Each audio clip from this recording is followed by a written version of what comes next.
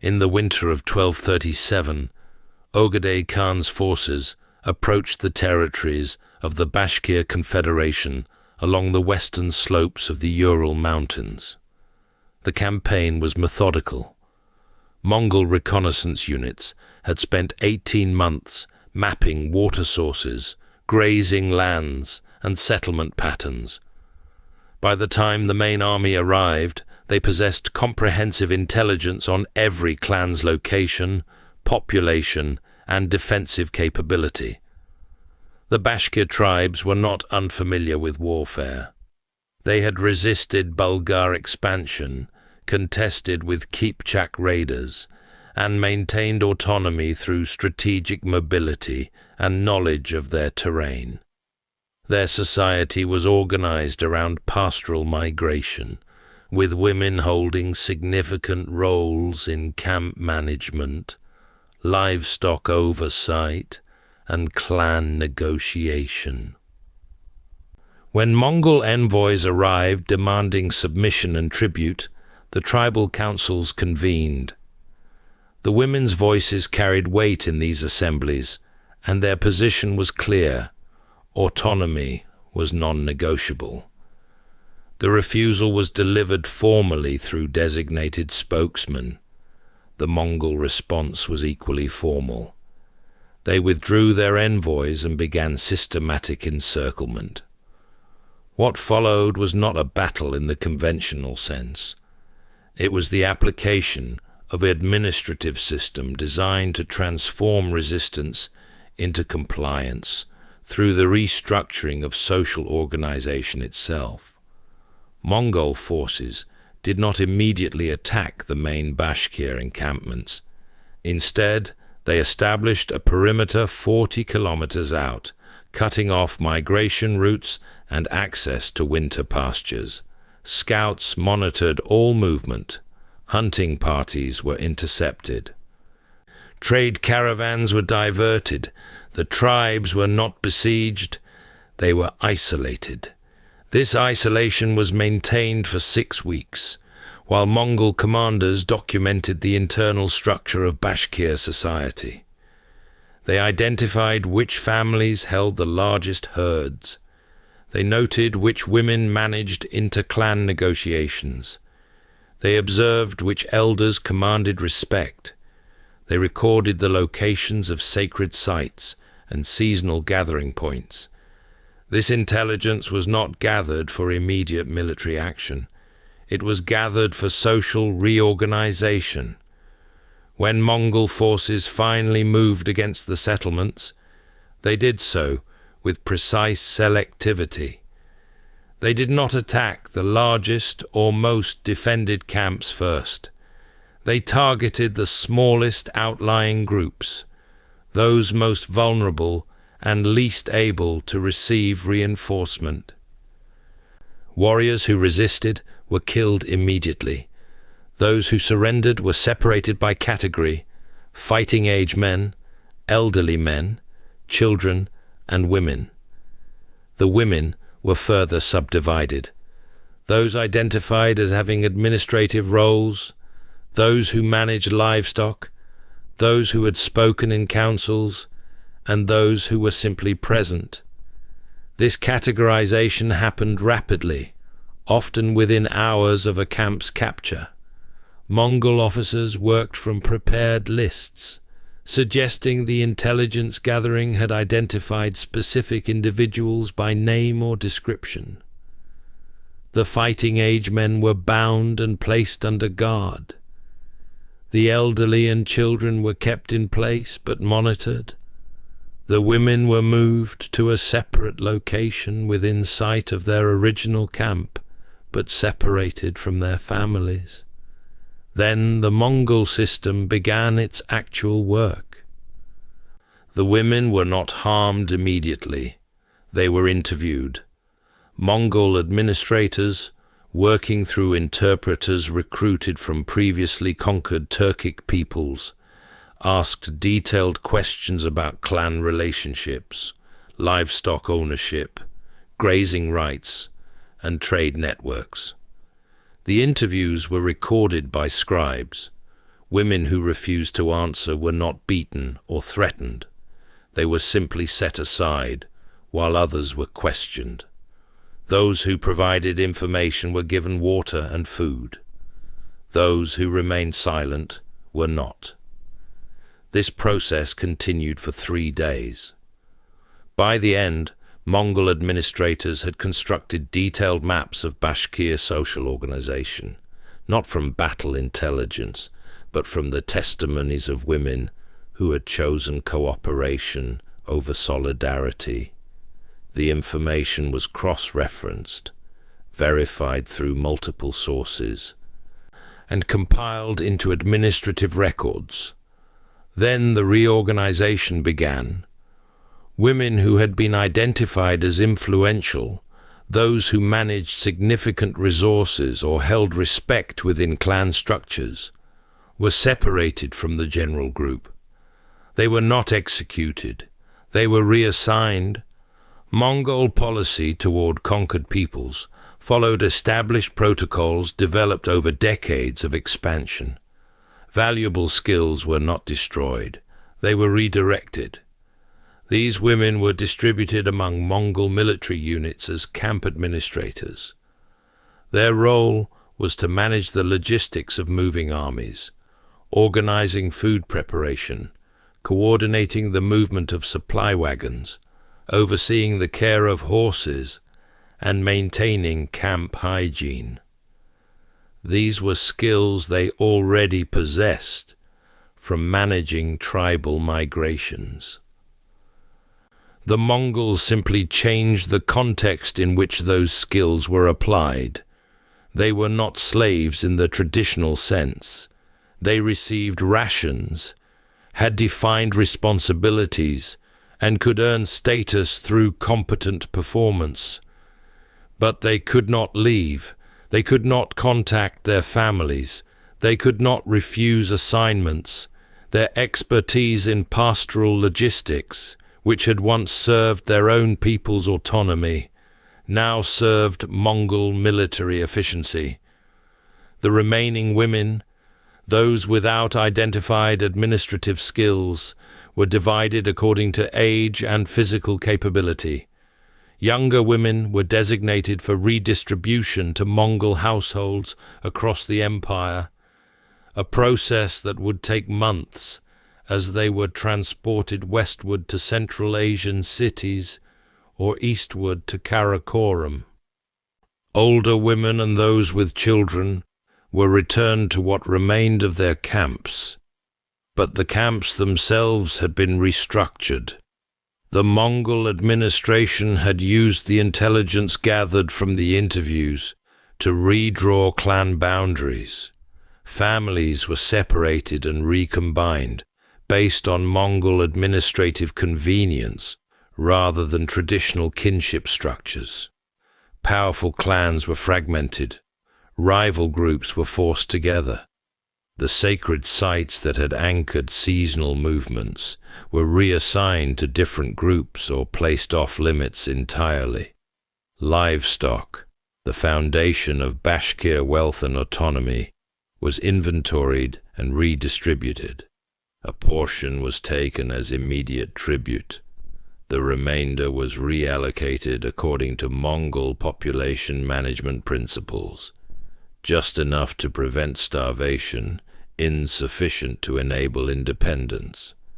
Herds that had been built over generations, carefully bred and maintained, were broken apart and reassigned to create dependency rather than self-sufficiency.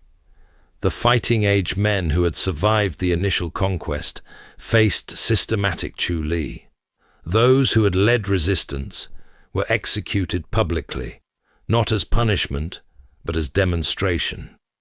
Those who had surrendered were given a choice: conscription into Mongol auxiliary forces or labor assignments in distant territories. Either option resulted in permanent separation from their communities. This created a demographic transformation. Bashkir camps, once organized around extended families with balanced age and gender distributions, became populations dominated by women, children, and elderly men. The social structure that had enabled autonomous decision-making was dismantled through the simple removal of one demographic segment. But the Mongol system did not stop with immediate reorganization. It implemented ongoing administrative control. Mongol officials called darugachi were assigned to oversee the restructured Bashkir populations. These officials conducted regular census operations, updated tribute requirements, and monitored for any reformation of traditional power structures.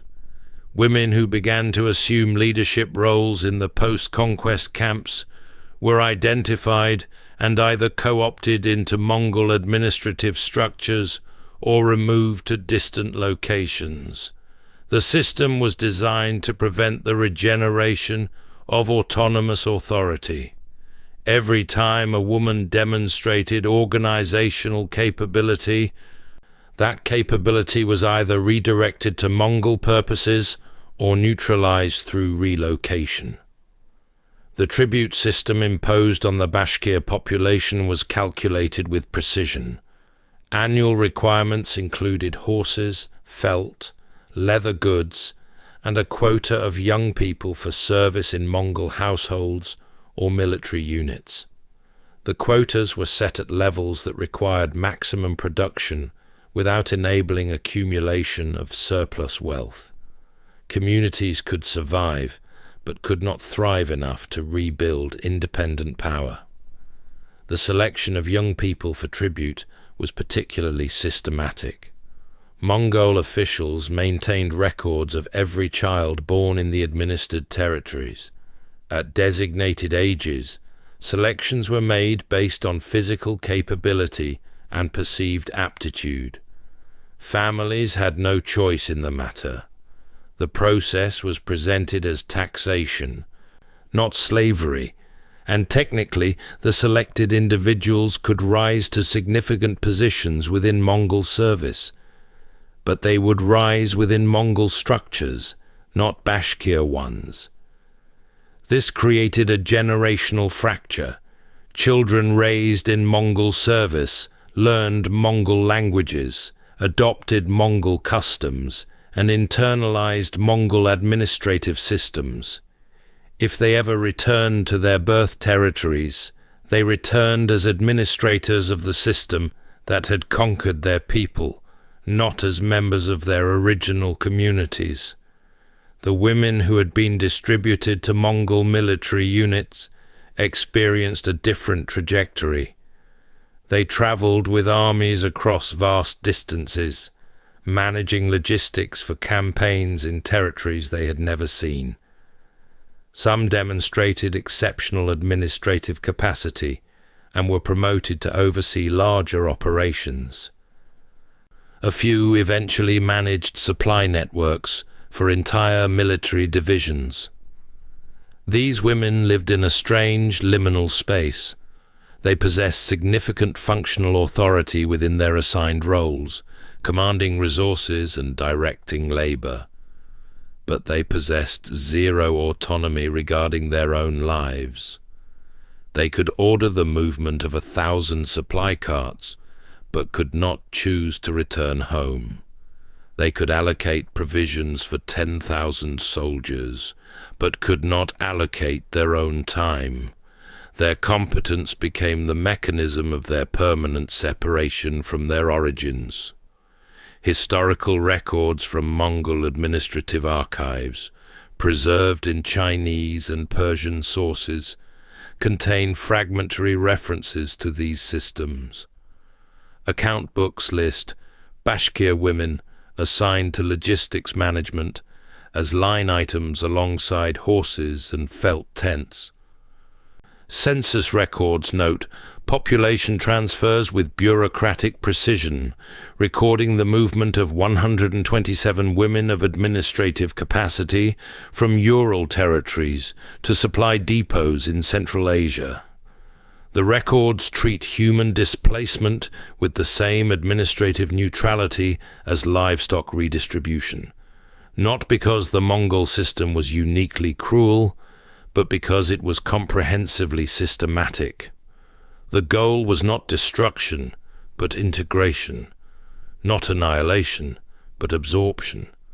Resistance was neutralized not through massacre, but through the patient, methodical dismantling of the social structures that made resistance possible. Some Bashkir women did attempt escape. Records mention periodic manhunts for fugitive administrative personnel. The fact that these were recorded suggests they were significant enough to require official response, but not common enough to represent systemic failure. The Mongol system had calculated the costs of prevention versus recapture, and apparently found recapture more efficient than maximum security. Fugitives who were captured faced standardized consequences. They were not executed, as that would waste their administrative skills.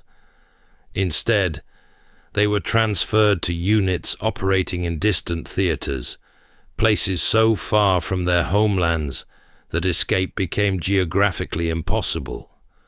A woman who fled from a supply depot in the Urals might be reassigned to logistics operations supporting campaigns in Anatolia or Persia, thousands of kilometers away with no realistic possibility of return. This geographic redistribution served multiple purposes. It prevented the concentration of resentment in any single location. It distributed specialized skills across the empire. It transformed resistance attempts into mechanisms for more thorough integration into Mongol administrative structures. Even defiance became a tool of the system it opposed. The demographic impact on Bashkir territories was profound and long-lasting. With fighting-age men conscripted or killed, influential women removed, and children systematically selected for service elsewhere, the remaining population lacked the social architecture necessary for autonomous political organization.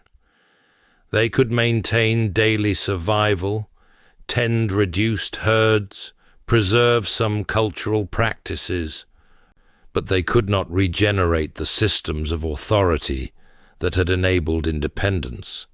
The Mongol administration maintained this equilibrium through regular intervention. Every few years, another census, another tribute collection, another selection of youth for service. Each intervention prevented the population from accumulating the surplus resources or concentrated leadership necessary to challenge Mongol authority. The system was sustainable because it was not built on continuous violence. After the initial conquest, very few Bashkir people were killed. They were alive, practicing modified versions of their traditional livelihoods, speaking their languages, maintaining family structures. But the framework within which those lives occurred had been fundamentally restructured to ensure those lives could never again organize into autonomous power. Some of the women assigned to Mongol logistics did eventually gain significant status. Records mention a woman identified only as Ogul of the Urals, who by the 1250s managed supply operations for an entire Tumen, a Mongol military unit of 10,000. She commanded subordinate administrators, controlled resource allocation, and reported directly to military commanders. Her competence was noted in official correspondence. But Ogul of the Urals never returned to the Urals. Her administrative capacity, which might have served her people's independence, instead enabled Mongol military operations in territories her ancestors had never heard of. Her success within the system represented the system's complete victory over the possibility of resistance. The Bashkir territories remained under Mongol administrative control for generations. The Golden Horde, the Western Khanate of the Mongol Empire, governed the region until its fragmentation in the 15th century. During that entire period, the Bashkir never successfully reconstituted the autonomous clan structures that had existed before 1237. The women who had refused cooperation in those initial interviews, who had remained silent while others provided information, were never forgotten by the Mongol administration. They were marked in records as unreliable for administrative assignment and were kept in restricted settlements under closer supervision.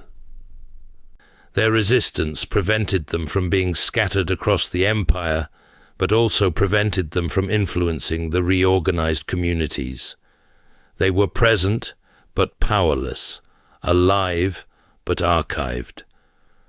This was the Mongol system's essential character.